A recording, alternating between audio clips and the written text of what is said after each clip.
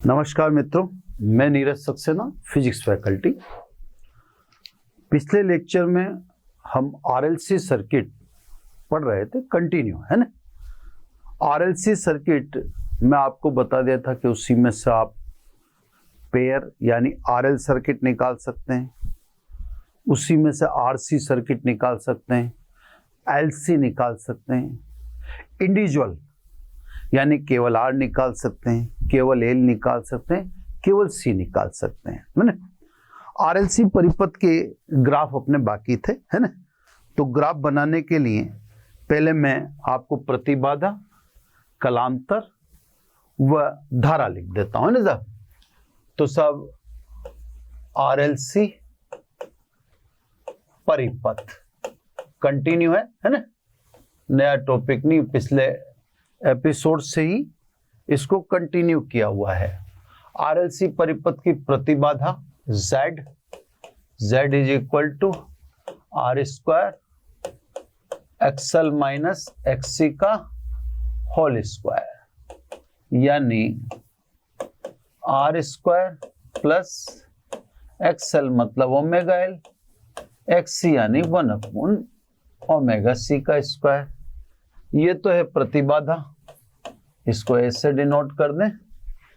कलांतर phi tan inverse XL minus X C upon R, या आप इसको लिख सकते हो tan inverse omega L minus 1/ओमेगा सी अपॉन आर। अब अपन ने जो कंसीडरेशन किया था उस कंसीडरेशन में VOL ग्रेटर देन VOC था, है ना। तो अपने कंसीडरेशन में VOL अधिक था VOC से, यानी L का प्रभाव अधिक था। L का प्रभाव अधिक है तो वोल्टता आगे जाएगी, मतलब धारा पीछे रहेगी। I is equal to I0 sine omega T minus five. अब कारण इसका अपन जानते हैं, क्योंकि VOL ग्रेटर देन VOC। अब अपने को तीनों ग्राफ बनाने, एक तो ज्यावक्रीय है ना। तो पहला ग्राफ तो अपन बना दें ज्यावक्रीय, है ना। ज्यावक्रीय ग्राफ में अंत तक यानी अंतिम सर्किट होने के बावजूद बता रहा हूं कि हमने वोल्टता फिक्स कर रखी है, ठीक है साहब। ये सब T/4 समान अंतर को दे रहे हैं नाम अपन, ये 3T/4 और ये T। वोल्टता का शिखर ऊंचा दर्शाना है, होता है इसलिए दर्शाना है ना, जबरदस्ती नहीं होती।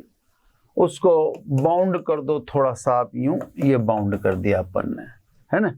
धारा का शिखर नीचे है तो ये धारा का शिखर नीचे है, प्लस माइनस दोनों तरफ लेनी है अपने को, plus I0 and minus I0। वोल्टता का ग्राफ फिक्स है क्योंकि अपन ने वैल्यूज भी फिक्स कर रखी है, उसका व्यंजक भी फिक्स कर रखा है। तो फिक्स है तो स्वाभाविक है ग्राफ भी फिक्स ही रहेगा। यह आरोपित वोल्टता अभी भी वही V बराबर V0 साइन ओमेगा टी। धारा आपको दिख रही है, धारा फाई कलांतर पीछे है ना। तो धारा पीछे है तो एक अंतर डिसाइड कर लीजिए आप, एक अंतर को फाई से समझा दो। ये एक अंतर है, अब वो अंतर टॉप में भी चलेगा, वो अंतर थोरोली चलेगा। ये देखो अंत तक, जैसे एक अंतर ले लिया अपन ने, इस अंतर को कह दिया अपन ने फाई, तो वो अंतर आपको सब जगह देखने को मिलेगा, टॉप में भी मिलेगा। देखो आप, ये देखो टॉप में भी धारा का टॉप और वोल्टता के टॉप में फाई का अंतर आ रहा है ना। इधर माइनस टॉप में भी मिलेगा, सब जगह वो डिफरेंस हर जगह मिलना चाहिए, तभी कलांतर अपन क्या कहेंगे, पीछे से नीचे से चालू करना। यानी ये देखो यहां से ये सब यहां से चालू कर दिया, पीछे तो नीचे से और आगे तो ऊपर से। ये तो सब आपके वोल्टता और धारा के मध्य जावक्रीय निरूपण हो गया I बराबर I0 sine omega T minus five. ठीक है ना, हमेशा बनाते रहे इस ग्राफ को, तो अंत में भी अपन ने बना दे। ये अंतिम सर्किट है साहब, है ना, अंतिम सर्किट है, फिर और बहुत सारी चीजें हैं, पर अब सर्किट लगभग सब हो गए। एलसी को छोड़ दिया अपन ने, एलसी कहीं बीच में आएगा, है ना।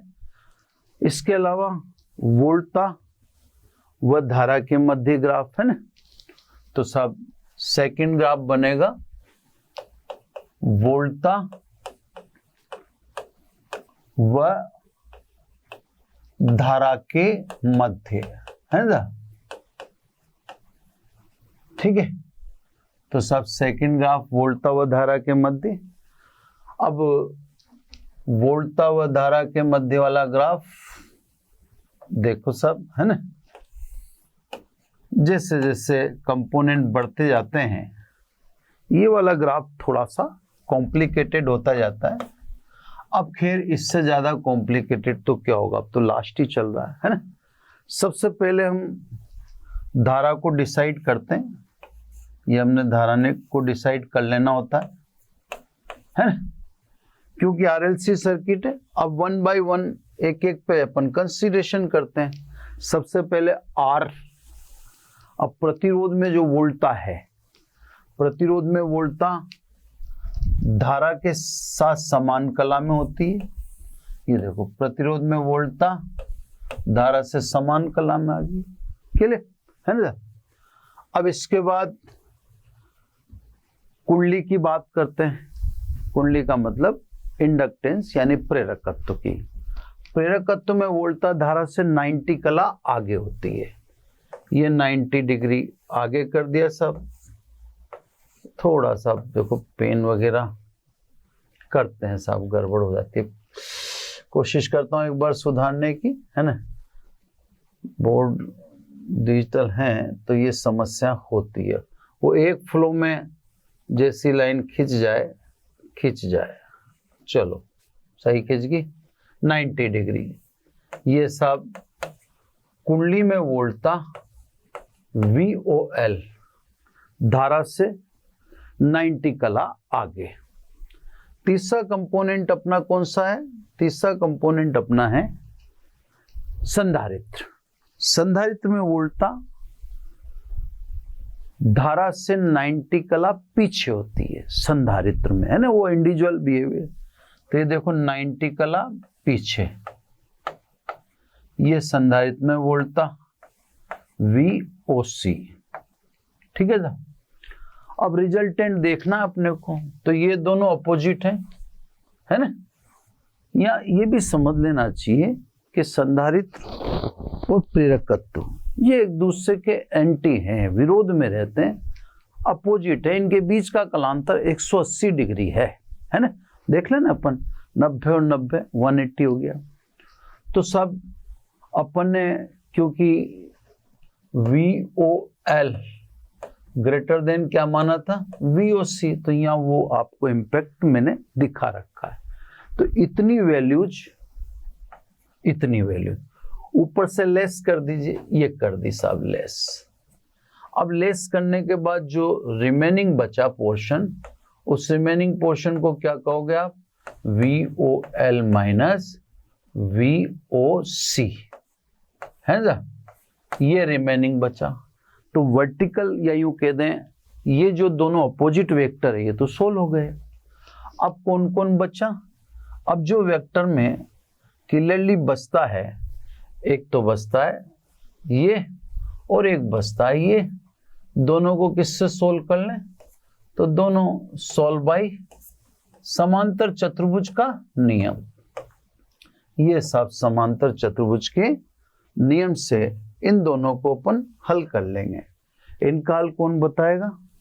आसन्न भुजाओं से या आसन्न भुजाओं के कटान बिंदु से गुजरने वाला विकर्ण परिणामी को दर्शाता है। अब ये ध्यान रखना, परिणामी वोल्टा का एक्स अक्ष से एंगल ओमेगा टी रहेगा, क्योंकि वाई अक्ष पर घटक आना चाहिए V0 साइन ओमेगा टी, है ना।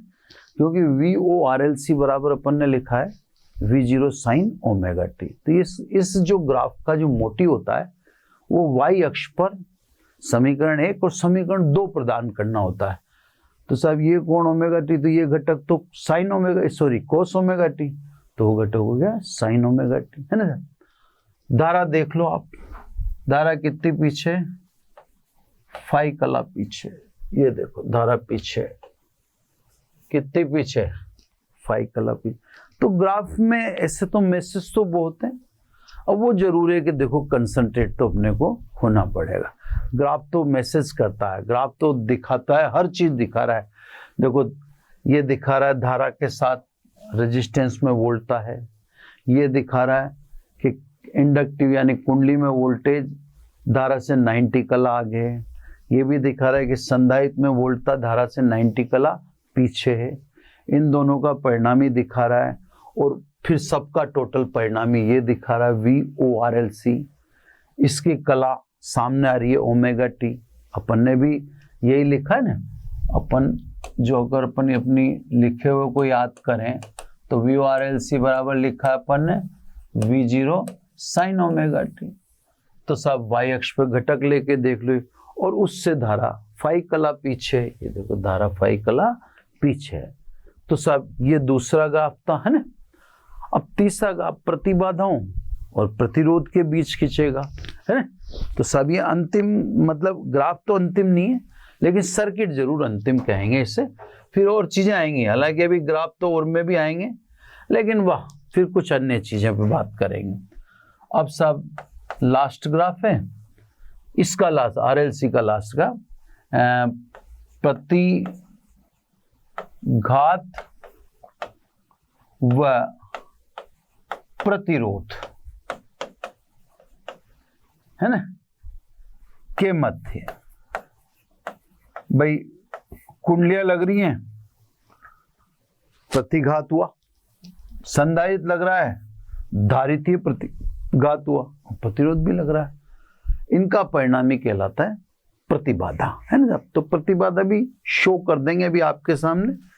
थोड़ा सा मार्जिन ले लेते हैं, यहाँ जगह मिल रही है अपने को सफिशिएंट, तो यहाँ एक अपन स्ट्रेट लाइन खींचते हैं और इस जगह पर अपन, अब ये देखो ये एक्स एक्सिस, ये वाई एक्सिस और ये वाई डैश एक्सिस, है ना।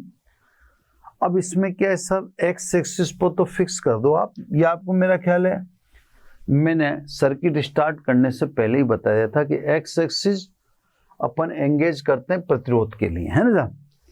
तो सब ये एक्स एक्सिस एंगेज कर दिया अपन ने प्रतिरोध के लिए, ये अपन ने आयाम लिख दिया एक तरह से प्रतिरोध का, clear. Plus Y axis XL को जाएगी प्रेरणिक प्रतिघात को, तो सब ये प्लस वाई एक्सिस ये अपन दे देते हैं एक्सएल को।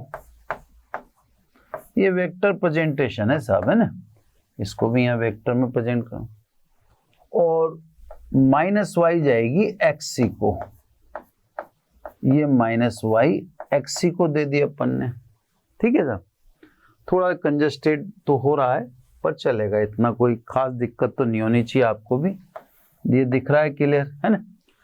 अब सब ये वेक्टर प्रेजेंटेशन है, एक्सएल और एक्सी अपोजिट है, एक्सएल और एक्सी अपोजिट है, तो अगर वेक्टर अपोजिट है तो उनका रिजल्टेंट डिफरेंस के बराबर।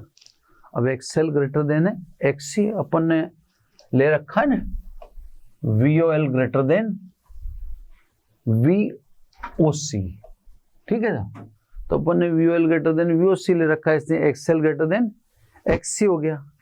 अब इन दोनों का आपको रिजल्टेंट निकालना है तो रिजल्टेंट डिफरेंस के बराबर आएगा, तो इतनी वैल्यू यहां से घटा दो, ये घटा दी सब ये वैल्यू। इस वैल्यू को जो रिमेनिंग बची ये किसको दर्शाएगी, एक्सएल माइनस एक्सी को, ठीक है ना। ये एक्सएल माइनस एक्सी। अब वर्टिकल वाला तो सोल्व हो गया, ये देखो एक्सी घटा दिया अपन ने एक्सएल में से, ठीक है। ये एक्सी इतना था और एक्सएल इतना था, दोनों अपोजिट वेक्टर हैं। अपोजिट वेक्टर हैं तो अपोजिट का रिजल्टेंट उसके डिफरेंस के बराबर होता है, ऐसा अपन ने पढ़ा हुआ है। तो सब ये एक्सी, ये एक्सएल, तो ये इतना पोर्शन मैंने घटा दिया, तो ये क्या रह गया, एक्सएल माइनस एक्सी। इधर एक वेक्टर है आर, यानी एक वेक्टर एक्सएल माइनस एक्सी, दूसरा वेक्टर आर, इनका रिजल्टेंट आप समांतर चतुर्भुज के नियम से निकाल दो। तो सब ये समांतर चतुर्भुज बना दिया है ना।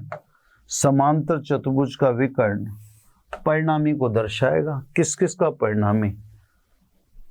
पहली बात तो प्रतिरोध व प्रतिघात का परिणामी z होता है, और दोनों परपेंडिकुलर हैं। कौन कौन परपेंडिकुलर है? r और एक्सएल माइनस एक्सी।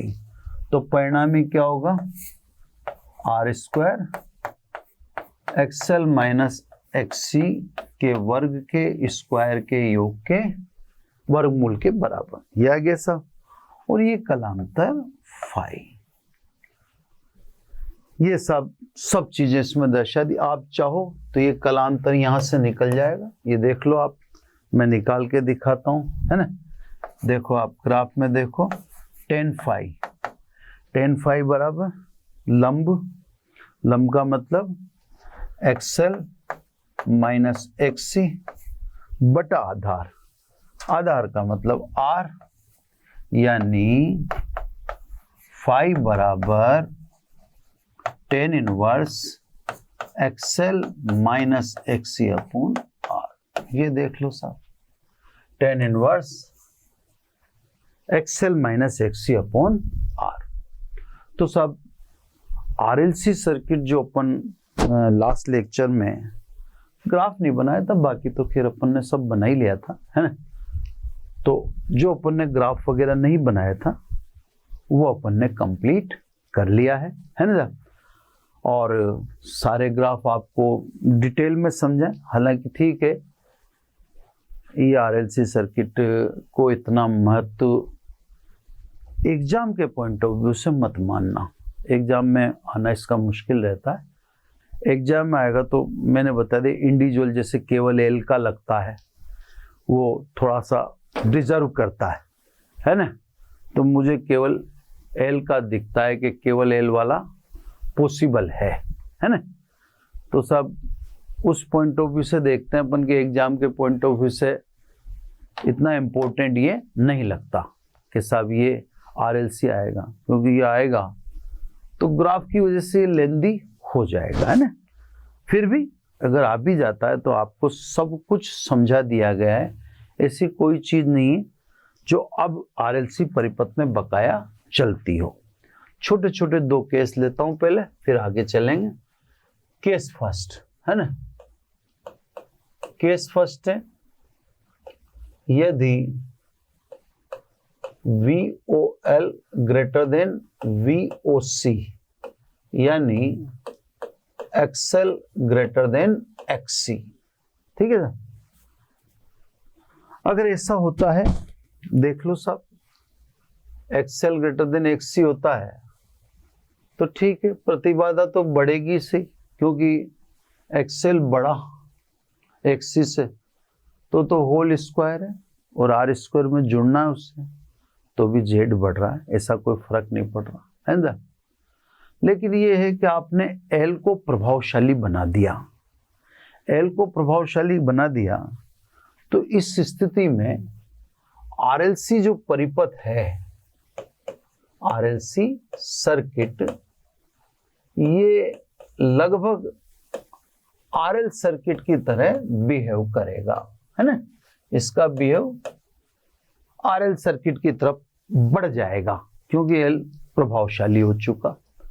इसी प्रकार केस सेकंड, है ना, यदि उल्टा कर दें, XC ग्रेटर देन XL, यानी अगर अपन कहें VOC ग्रेटर देन VOL, है ना। अब अपन ऐसा करेंगे तो सब Z तो अभी भी बढ़ेगा, क्योंकि उससे Z को कोई प्रभाव नहीं पड़ रहा। अब XC बढ़ गया, ये वाला पोर्शन बढ़ गया, तो भी क्या हुआ, माइनस में थोड़ी हुआ हो, क्योंकि वो तो होल स्क्वायर के अंदर है। तो XC बढ़ भी जाएगा तो भी माइनस का वर्ग करते ही प्लस हो जाएगा, यानी जेड तो अभी भी बढ़ेगा, तो जेड पर अभी भी कोई प्रभाव नहीं पड़ रहा। एक्सएल बढ़े तो भी जेड बढ़ता है ना, और एक्सी बढ़े तो भी जेड बढ़ता है, यानी कुंडली का प्रभाव बढ़ाओ तो भी जेड बढ़ता है, और संधारित्र का प्रभाव बढ़ाओ तो भी वही वाली बात है ना। तो ये चीज अपने को यहाँ पे साफ दिख रही है कि साहब ऐसा करने से जेड में तो कोई कमी नहीं हुई। हाँ, अब एक्सी बढ़ा दिया आपने, एक्सी बढ़ा दे ना, ये देखो यहाँ पे एक्सी बढ़ा दिया तो अब वोल्टा पीछे चल जाएगी, क्योंकि 5 माइनस में आ जाएगा, अभी तक तो 5 प्लस में आ रहा है, तो वोल्टा पीछे चली जाएगी, मतलब धारा आगे आ जाएगी। धारा आगे आ जाएगी तो इसका मतलब ये हुआ कि अब आरएलसी सर्किट किसकी जैसे व्यवहार करेगा, आरसी सर्किट के जैसा व्यवहार करेगा, है ना। अब एक चीज को अपन ने बाकी छोड़ दिया, एक्सएल बराबर एक्सी, है ना। एक्सएल बराबर एक्सी के भाई अपन ने ये ले लिया, एक्सएल ग्रेटर देन एक्सी, है ना। अपन ने ये ले लिया एक्सी ग्रेटर देन एक्सएल, पर अपन अभी ये नहीं ले रहे कि एक्सएल बराबर एक्सी होता तो क्या होता। एक्चुअली ये इसने मैंने रोक रखा हूं क्योंकि पहले मैं न्यूमेरिकल करा लूं। अभी बहुत सारे सर्किट हो चुके हैं, तो बहुत सारे न्यूमेरिकल अब क्रिएट हो गए। एसी में न्यूमेरिकल नहीं करा तो दिक्कत होगा, एसी फिर समझ में नहीं आती। तो मैं एक्सएल बराबर एक्सी होता तो क्या होता उसकी अभी चर्चा नहीं करूँ, क्योंकि उसको जैसे चालू करेंगे तो लगभग वो एंड तक चला जाएगा। एक्सएल बराबर एक्सी से जो चीज आपके सामने निकल के आएगी वो करीब 4-5 टॉपिक कंटिन्यू जुड़ते हुए लेके आएगी, कंटिन्यू, है ना। तो मैं इसलिए भी एक्सएल बराबर एक्सी की चर्चा नहीं करना चाहता, उसको मैंने पेंडिंग छोड़ दिया। आरएलसी सर्किट मैंने हालांकि लास्ट लेक्चर में कर दिया था, ग्राफ बाकी थे, तो अगर ग्राफ सहित कहें आप तो ग्राफ सहित आरएलसी सर्किट यहाँ खत्म हो चुका है ना। केस वेस तो वो जागरूकता या उत्सुकता पैदा करने के लिए, क्योंकि मैंने अब आपको भी समझ में आ गया कि एक्सएल बराबर एक्सी नहीं लिया, इसका मतलब समथिंग स्पेशल, यानी कुछ ऐसा विशेष बाकी है आपके सामने जो अभी नहीं लाया जा रहा, केवल उत्सुकता पैदा की जा रही है। तो सब एक्सएल बराबर एक्सी को रोकता हूं और पहले मैं आपको छोटे छोटे न्यूमेरिकल से प्रत्यावर्ती धारा समझाने का प्रयास करता हूं ना साहब। तो मैं अब छोटे छोटे न्यूमेरिकल के क्रम में चलूंगा, बड़े बड़े नहीं ले रहा, क्योंकि एक्चुअली क्या है, बड़े न्यूमेरिकल हालांकि ठीक है अपन एनसीईआरटी के भी डालेंगे, लेकिन बड़ा न्यूमेरिकल डालते हैं तो बड़े न्यूमेरिकल में क्या है, एक न्यूमेरिकल ही लंबा समय खा जाता है, और बड़े न्यूमेरिकल में जितना मतलब छोटे न्यूमेरिकल में जितना सीखने को मिलता है उतना बड़े को नहीं मिलता। आप कभी गौर करना, ये तो ठीक है बुक्स चेंज होती रहती हैं, वरना मैं इस बात का पक्षधर हूं कि आप बच्चों से एक एक दो दो लाइन के क्वेश्चन पूछो। एक्चुअली एक एक दो दो लाइन के क्वेश्चन छोटी छोटी बातों को खोदते हैं, बेसिक का निखार आता है ना। बड़ी बात में बच्चा भी उदासीन हो जाता है कि यार इतना पूछ लिया, इतनी लंबी कैलकुलेशन कौन करेगा वगैरह वगैरह वगैरह। तो बड़ा जो लंबा अगर कुछ टास्क आता है ना बच्चे के सामने, तो वो भी पहले से ही उदासीनता दर्शा देता है, क्या रे लंबा चौड़ा, या फिर वो बड़ा टास्क एक फिक्स पैटर्न पर है, उससे कुछ ज्यादा सीख नहीं पाते।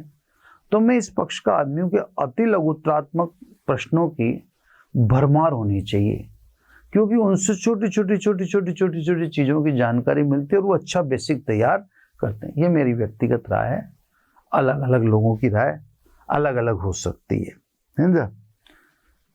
मैं छोटे छोटे क्वेश्चन से बात चालू कर रहा हूं, है ना। अब क्वेश्चन 1 2 3 लिख दें या स्टार लगा दें, क्योंकि फिर वो क्रम याद रखना और टिपिकल हो जाएगा ना।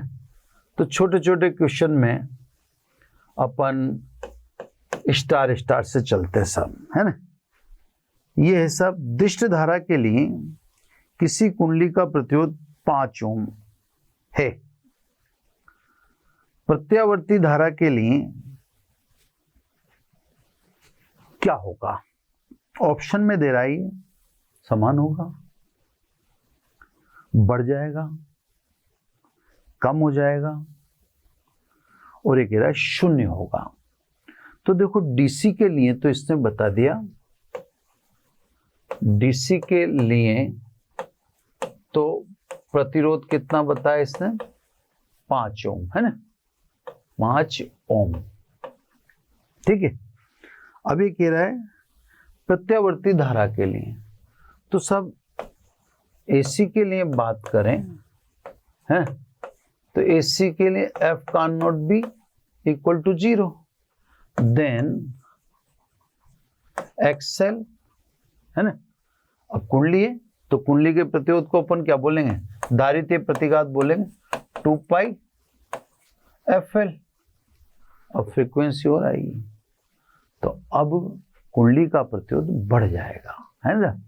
घटने का तो सवाल नहीं उठता, है ना, क्योंकि अब एसी जब आप लोगे तो आवृत्ति आ जाएगी, और कुंडली के प्रतिरोध को फिर क्या बोलोगे आप?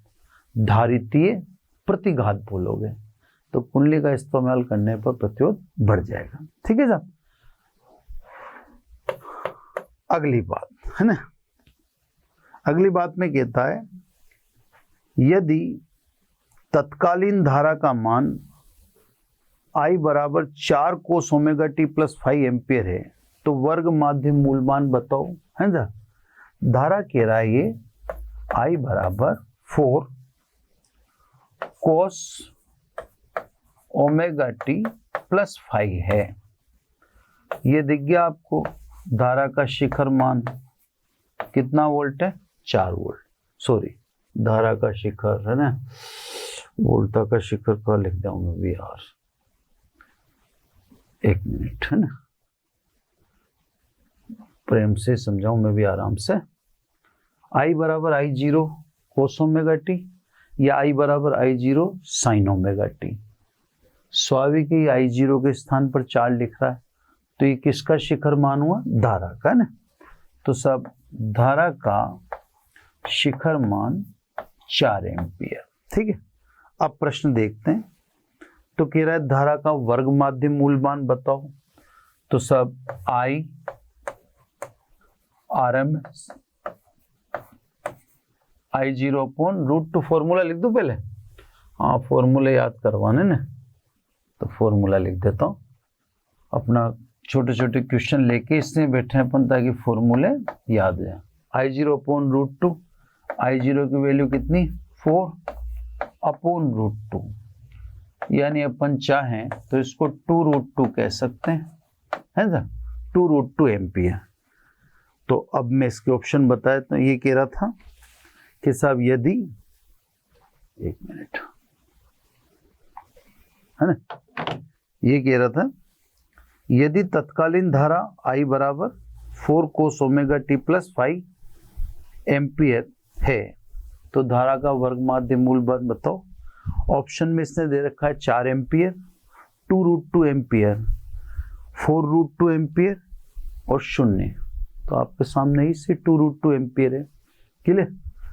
क्वेश्चन नंबर नेक्स्ट, है ना, छोटे छोटे क्वेश्चन है सब। किसी परिपथ में प्रत्यावर्ती धारा का शिखर मान 423 वोल्ट है। शिखर मान का मतलब हुआ I0 423 वोल्ट। ठीक है। छोटे छोटे क्वेश्चन है, रिपीट भी हो सकते हैं, क्योंकि अब मैं भी एक बार जल्दबाजी में छांटता हूं तो कहीं 1 2 4 क्वेश्चन रिपीट हो जाए, अदरवाइज मत लेना आप, है ना। इसका ये कह रहा है किसी परिपथ में प्रत्यावर्ती धारा का शिखर मान 423 वोल्ट है, इसका प्रभावी मान, प्रभावी विभवांतर बताओ। वोल्ट 423 वोल्ट, यार ये क्या गड़बड़ हो रहा है, वोल्टा का शिखर है। एक मिनट, थोड़ा सा मैं भी स्पीड स्लो करता हूँ, मैं भी स्पीड के चक्कर में गलती कर रहा हूँ ना। ये कह रहा है किसी परिपथ में प्रत्यावर्ती धारा का शिखर मान, अब ये तो इसने धारा ही रखा है, पर वास्तव में मैंने गलत नहीं लिखा था, इसने तो धारा ही कह रखा है, लेकिन मात्रक वोल्ट है, तो अपन समझिए कि वो वोल्टा का शिखर मान होगा, है ना। इसका प्रभावी विभवांतर कितना होगा? प्रभावी विभवांतर का मतलब वही VRMS है। VRMS को प्रभावी व आभासी मान कहते हैं, है ना। V0/√2 या आपके 2.707 इंटू 423, है ना सर। V0 की वैल्यू रख दी, 1/√2 को तो अपन जानते ही कितना है ना। अब ये जब मल्टीप्लाई करेंगे आप तो अप्रोक्सीमेटली 300 करीब आना चाहिए, वो आप देख लेना, है ना। क्लियर? तो साहब ये क्वेश्चन है। अब नेक्स्ट क्वेश्चन है, ये अगला क्वेश्चन कहता है साहब आपसे, मैंने स्लो कर रहा हूं मैं थोड़ा सा, क्या फास्ट होने से मैं भी कंफ्यूज हो रहा हूं, है ना। आराम से पढ़ते हैं, कंफर्ट होकर, है ना। एक प्रत्यावर्ती धारा परिपथ में I बराबर 100 sin 200 पाई टी, धारा को ही कह रहा है 100 sin 200 पाई टी, ये धारा दिखा रखी है इसने, है ना। इस परिपथ में धारा शून्य से बढ़कर शिखर तक पहुंचने में कितना समय लगेगा, है ना। धीरे धीरे करते हैं आराम से। अब देखो सर, आप इसका सीधा सीधा किससे कंपैरिजन कर लिया करो, I0 sin ओमेगा टी से, है ना। अभी जैसे कंपैरिजन करोगे तो धारा का शिखर मान कितना आया, 100 एम्पियर। आवृत्ति ओमेगा, ओमेगा कितनी है साहब, 200 पाई, है ना। अगर आप फ्रीक्वेंसी निकालें तो ओमेगा की जगह लिख दें 2πf, ये ओमेगा की जगह लिख दें, इज इक्वल टू 200 पाई। ठीक है, ये पाई से तो पाई कट गया, ठीक है। तो आवृत्ति 200/2 यानी कितने हर्ट्ज होगी, 100 हर्ट्ज। अब इसका सवाल क्या है, सवाल पढ़ते हैं अपन। ये कहता है कि धारा को शून्य से शिखर मान तक पहुंचने में कितना समय लगेगा। अब देखो क्या पूछना चाहता है, ये मैं आपको समझाता हूं। ये शून्य, ये T/4, ये T/2, ये 3T/4 और ये T। अब आप इसकी बात को समझो आराम से। धारा को शून्य से शिखर, तो ये शून्य और ये शिखर, शून्य से शिखर पे पहुंचने में कितना समय लगता है, तो नीचे ले रखा है, कितना समय लगता है, T/4 दिखा रखा है, इतना समय लगता है ना।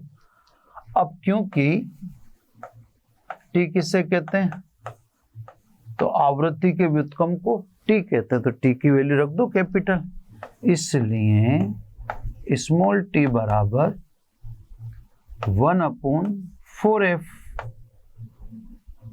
T1 f की वैल्यू 100 इंटू 4 तो कितना हो गया, 400।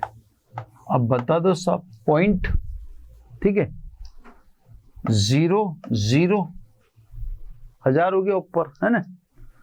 1000 होते ही ये 25 आ जाएगा।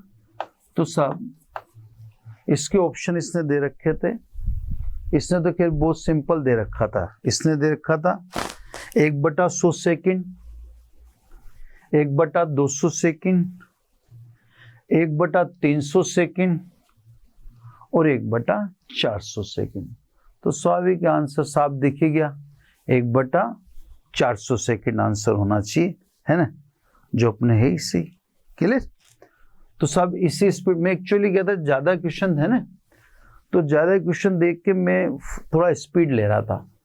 लेकिन देखो क्वेश्चन कम ही करें अपन, लेकिन क्वेश्चन अपने को समझ में आना चाहिए ना। इससे अपन भले कम कर लेंगे, लेकिन अब करते स्लो ही हैं। मैं भी इसी मानसिकता में हूं कि अपन स्लो ही करें ना। अब नेक्स्ट क्वेश्चन है, ये कहता है मुख्य धारा प्रत्यावर्ती परिपथ में मुख्य वोल्टता 220 वोल्ट है ना।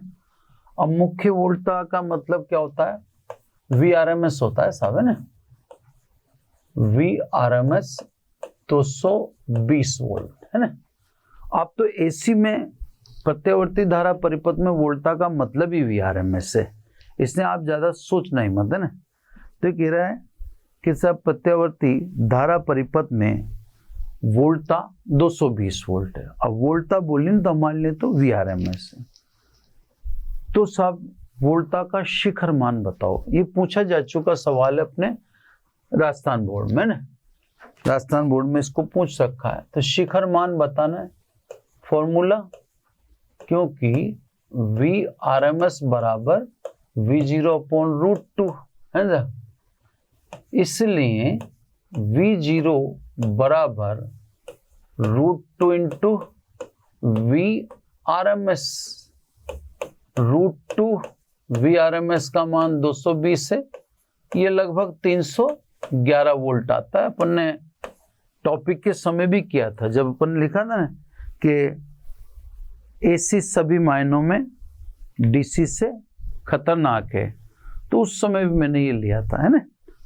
ये अपने को क्या है, फॉर्मूले एक्सपीरियंस में आने चाहिए धीरे धीरे AC के, क्योंकि AC के जो न्यूमेरिकल है आपको आगे भी काम आ रहे हैं। तो इसमें भी 4 ऑप्शन दे रखे थे, 155, 220, 440, 311। तो स्वाभाविक आंसर इसका 311 ही होगा, है ना। नेक्स्ट क्वेश्चन है ना, क्वेश्चन है साहब, हर क्वेश्चन में करवा दूंगा, बस थोड़ा सा यूं है कूल होके करवाएंगे ना। एक 40 ओम प्रतिरोध का विद्युत हीटर, तो साहब हीटर का रेजिस्टेंस दे दिया इसने 40 ओम, ठीक है, 200 वोल्ट 50 हर्ट्ज। अब 200 वोल्ट दिया तो समझ जाओ आप VRMS 200 वोल्ट और फ्रीक्वेंसी दे दी 50 हर्ट्ज, ठीक है साहब। तो आप भी जब न्यूमेरिकल करो तो दिए गई वोल्ट का मतलब VRMS है ना, स्रोत से जोड़ा गया है। परिपथ में प्रवाहित विद्युत धारा का शिखर मान बताइए, है साहब। अब विद्युत धारा का शिखर मान बता तो VRMS सही से अपने पास है ना, VRMS अपॉन R से निकालेंगे तो IRMS निकलेगा, है ना। मेरा ख्याल है फ्रीक्वेंसी की तो इसमें जरूरत कहाँ पड़ेगी अपने को, भाई VRMS upon R is equal to IRMS। और ये अपन से पूछ रहा है, सॉरी एक मिनट, है ना, ये पूछ रहा है अपन से विद्युत धारा का शिखर मान। देखो इसमें फ्रीक्वेंसी तो काम आती नहीं दिख रही, कैसे सब देख लेते हैं। क्योंकि IRMS is equal to VRMS upon R, सीधा सीधा लिख दिया अपन ने, यानी 200, R की वैल्यू आपने 40 लिख दी, तो ये सब 5 एम्पियर, ये IRMS है। ये आपसे IRMS नहीं पूछ रहा, ये आपसे पूछा है धारा का शिखर मान, है ना। तो सब क्योंकि हम जानते हैं IRMS is equal to I0 upon √2 होता है, इसलिए I0 का मान कितना होगा सब, √2 इंटू IRMS, है ना साहब। √2 का मतलब 1.414 और IRMS हो गया आपके पास 5 एम्पियर, तो लगभग 7 एम्पियर आना चाहिए शिखर मान। इसने भी कहा लगभग में बताओ, तो सब लगभग में इसका मान आ रहा है। इसने ऑप्शन दे रखे अपने को 2.5 एम्पियर, 5 एम्पियर, 7 एम्पियर और 10 एम्पियर, तो स्वाभाविक 7 एम्पियर इसका सही आंसर मानेंगे अपन। इसके बाद अब क्वेश्चन पे चलते हैं सब। क्वेश्चन नंबर 40 है ना, क्वेश्चन नंबर 4, चलो 13 पे भी, 30 को भी ले आए, रुक जाओ आगे चलो, पहले 40 है ना। ये सब मैंने सब मेंशन कर रखे हैं कि कौन कौन से क्वेश्चन आपको कराने हैं ना। 40 क्वेश्चन में कह रहा है, ये भी सही क्वेश्चन है, प्रत्यावर्ती धारा के शिखर मान और वर्ग माध्य मूल मान का अनुपात बताओ। ये भी एक छोटा सा ही क्वेश्चन है पर अच्छा है। एक मिनट पढ़ लूं मैं दोबारा। प्रत्यावर्ती धारा के शिखर मान और वर्ग माध्य मूल मान, यानी I0 और IRMS, इसका अनुपात बताना। तो सब I0 तो ऐसे लिख देते हैं, लेकिन IRMS बराबर क्या होता है, I0/√2। I0 से I0 कट गया, तो अपना आंसर होना चाहिए √2 है ना साहब। इसने भी दे रखा ऑप्शन में, एक होगा क्या अनुपात, नहीं, 1/2 नहीं, √2 यस, 1/√2 भी इसने एक ऑप्शन अपने को दे रखा है ना। एक मिनट, अब आते हैं सब नेक्स्ट पे है ना। नेक्स्ट में क्वेश्चन नंबर, हाँ चलो सब क्वेश्चन नंबर पकड़ते हैं है ना। मैं तो आपको सुनाता जा रहा हूँ, ऑप्शन भी बताता हूँ, क्वेश्चन कर ही रहे हैं ना। ये कहता है एल तथा आर के श्रेणी क्रम, मतलब RL सर्किट हो गया ये, एल व तथा आर के श्रेणी क्रम बोल दे ना, के श्रेणी क्रम में एक प्रत्यावर्ती वोल्टा जोड़ी गई है, ठीक है।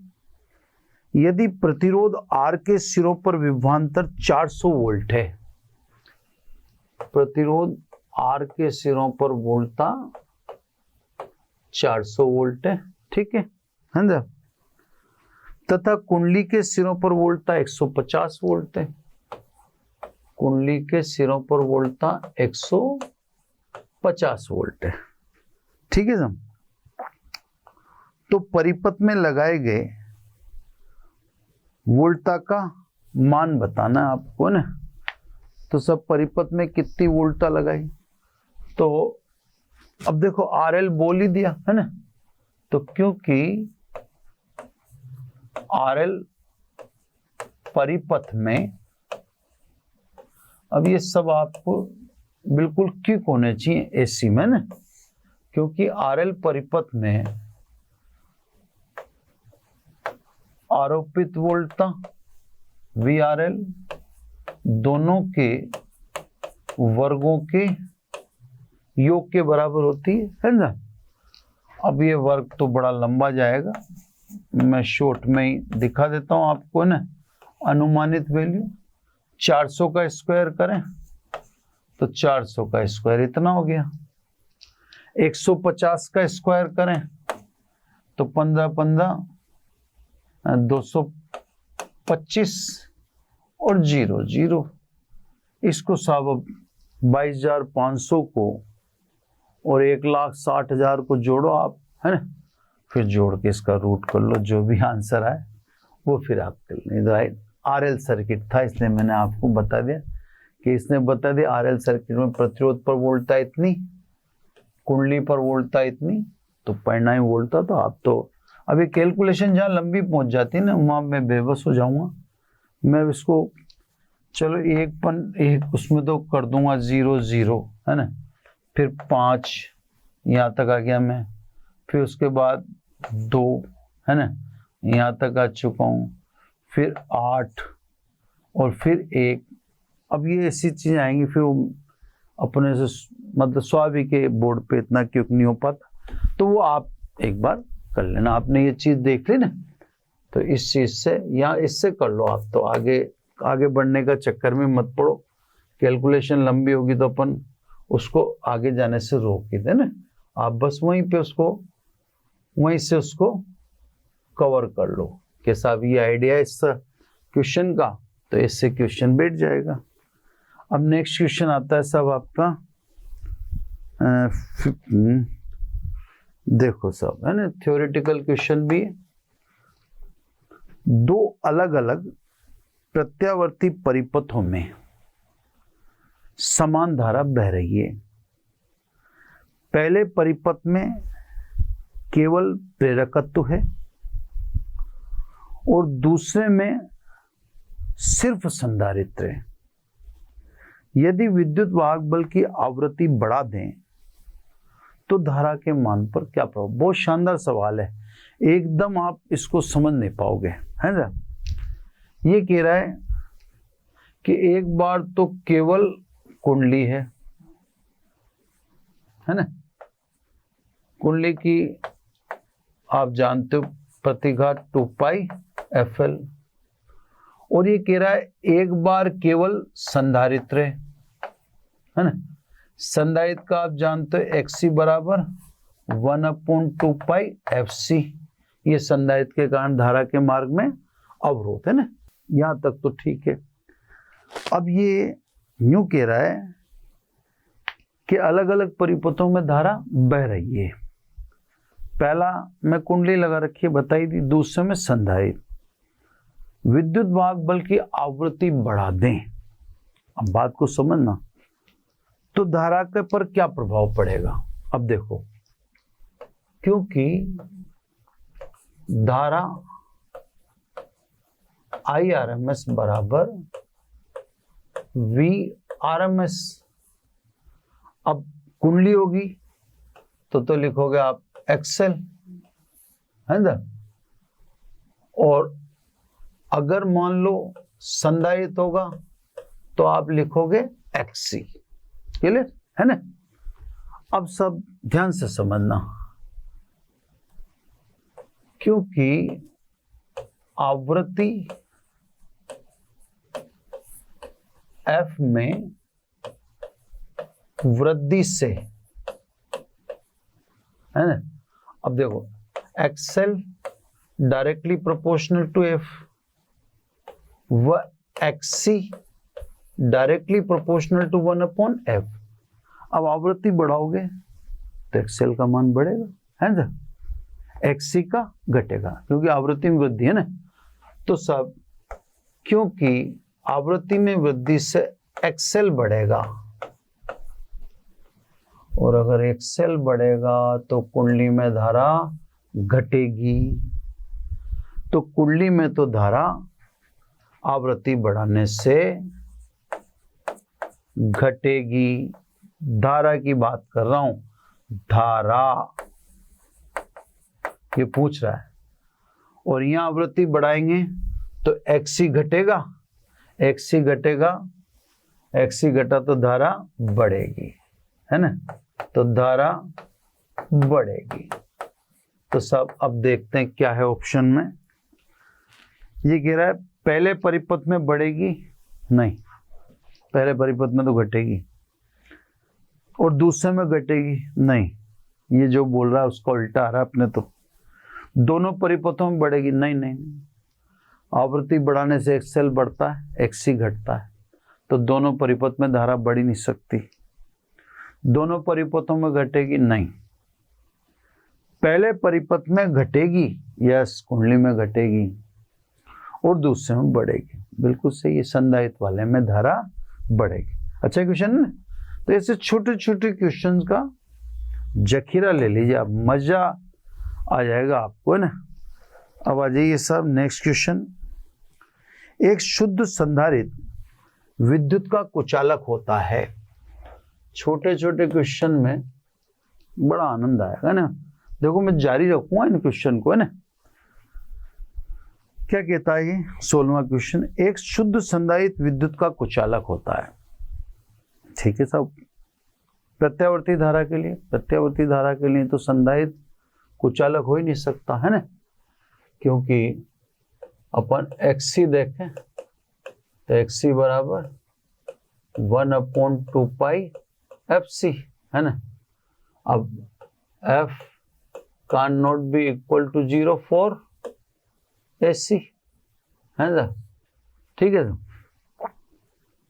दिश धारा के लिए, है ना, अगर बात करें DC के लिए, तो DC के लिए फ्रीक्वेंसी बराबर 0 है, इसलिए XC बराबर अनंत हो गया, एक्स ही बराबर अनंत है तो देख लो आप आई आर एम एस बराबर V R M S upon Z, Z की जगह ना तो धारा 0। तो सब डीसी के लिए संधारित्र कुचालक का काम करेगा, डीसी को प्रवाहित ही नहीं होने देगा वो, है ना। तो संधारित्र डीसी के लिए कुचालक है, डीसी के लिए कुचालक है, समझिएगा। अच्छा क्वेश्चन, छोटे छोटे क्वेश्चन लेकिन बेहतर क्वेश्चन है ना। चलो सब, अब एक मिनट, मेरे को क्या क्वेश्चन नंबर डाल रखे हैं सब, तो उसी हिसाब से मैनेज करने होते हैं। अब 20वां क्वेश्चन आ रहा है, 16वां हो गया है ना, अब आ रहा है क्वेश्चन नंबर 20। चलो देखते जाते है ना, आपको भी अच्छा लग रहा होगा क्योंकि इसमें हर चीजें कवर होती जा रही हैं। नेक्स्ट क्वेश्चन, ठीक है। अगला क्वेश्चन है 300 ओम के प्रतिरोध, ठीक है सब। प्रतिरोध कितना ओम का? 300 ओम, आर बराबर 300 ओम, है ना। और 1/पाई हेनरी का प्रेरकत्व एल, एल बराबर बता दिया इसने 1/पाई हेनरी का प्रेरकत्व को 20 वोल्ट VRMS, है ना, जिससे जोड़ा ना, मैंने आपसे 50 बार समझा ही दिया कि आप AC में VRMS ही देंगे आरोपित वोल्टता को। 20 वोल्ट तथा 200 हर्ट्ज की फ्रीक्वेंसी बता दी इसने, 200 हर्ट्ज, है ना, के प्रत्यावर्ती धारा स्रोत से जोड़ते हैं। विभव और धारा के बीच कलांतर बताओ। सवाल को एक बार और समझाता हूं। प्रतिरोध 300 ओम है, कुंडली का प्रेरकत्व 1/पाई हेनरी है, VRMS इसने बता दिया 20 वोल्ट और आवृत्ति बता दी 200 हर्ट्ज। अभी अपन से पूछ रहा है कौन सा सर्किट हुआ ये? RL सर्किट, है ना। ये RL सर्किट में अपन से पूछ रहा है कि वोल्टता व धारा के बीच कलांतर का मान बताओ, ठीक है साहब। अब देखो ध्यान से, पहले एक्सेल तो निकाल ही लें, है ना। एक्सेल बराबर 2पाई FL, है ना। अब 2 पाई को ऐसे रहने, F का मान 200 हर्ट्ज और L का मान 1/पाई, तो पाई से ये पाई कट गया, तो सब एक्सेल कितना हो गया? 200 × 2 यानी 400 ओम। प्रतिरोध है इससे अपने पास, एक्सेल आई गया। अब ये पूछ रहा है RL परिपथ में वोल्टता व धारा के मध्य कलांतर बताइए, है ना। ये अपने को, ये आपके लिए क्यों होनी चाहिए चीजें RL सर्किट में, है ना। अब RL सर्किट में कलांतर फाई बराबर कितना बताया आपको? tan inverse XL/R। बस ये क्यों होने चाहिए, इसीलिए आपको करवाए जा रहे हैं क्वेश्चन। तो सब फाई tan इनवर्स, है ना, एक्सेल की वैल्यू कितनी? 400, है ना। आर की वैल्यू 300 है, यानी धारा व वोल्टता के मध्य कलांतर tan इनवर्स 4/3। ये हुआ सब, है ना। अब इसके ऑप्शन अपन देख लेते हैं। इसके ऑप्शन में tan इनवर्स 4/3 भी है ना, और tan इनवर्स 3/4 भी है। तो खैर अपने को तो tan इनवर्स 4/3 है, इसी अपने को आंसर वो मिल ही रहा है ना, मतलब वही आंसर है कहने का मतलब। नेक्स्ट क्वेश्चन, है ना। नेक्स्ट में सब ये कह रहा है एक प्रत्यावर्ती वोल्टेज, ये V बराबर 200√2 साइन 100t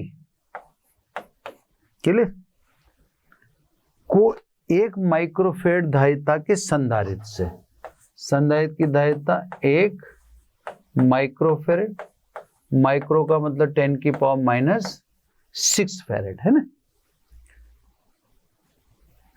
धारिता के संधारित्र के साथ अमीटर से जोड़ा है, तो अमीटर का पाठ्यांक बताओ, मतलब धारा का मान IRMS बताना। अब देखो साहब, जो इक्वेशन आपको कला के फेज में दी होती, इस टाइप से जो दी होती ना, उसमें आप समझ जाए को ये तो है शिखर मान आयाम, तो ये तो किसकी जगह लिख रहा है, V0 की जगह है ना, और 100 लिख रहा है किसकी जगह, ओमेगा की जगह। तो एक स्टैंडर्ड इक्वेशन है अपने पास, उस स्टैंडर्ड इक्वेशन से इसको आप कंपेयर कर लिया करो। तो जैसे हमने स्टैंडर्ड इक्वेशन से इसको कंपेयर कर लिया, कंपेयर करके मैंने आपको बता दिया कि साहब ये 200√2 ये तो V0 है, और साइन आपको दिखा ही रखा है, ठीक है। अब इसने अपन से पूछा है, इसका क्वेश्चन है अमीटर का पाठ्यांक, मतलब IRMS बताना है, ठीक है साहब। तो IRMS बताने के लिए अपन पहले XC निकालें, तो XC बराबर 1/ω/c, ओमेगा की जगह आपको कितना दे रखा है 100, और C 10⁻⁻6, अपन इनको देखें तो 10⁻⁻4 बच रहा है, ऊपर जाएगा तो ये 10⁻+4 ओम। इतना प्रतिरोध, यानी जिसे अपन धारितीय प्रतिघात कहते हैं, इतना प्रतिघात किसके कारण है, संधारित्र के कारण। अब ये V0 है ना, तो इसलिए I0 बराबर V0/XC है ना। V0 का मान कितना 200√2, और XC का मान ये आप 10,000 ऐसे लिख लो, ये 2 जीरो हटा दो, ठीक है। अब आपको जो दिख रहा है, ये दिख रहा है, इसको भी कर लें √2/50, 1 मिनट है ना,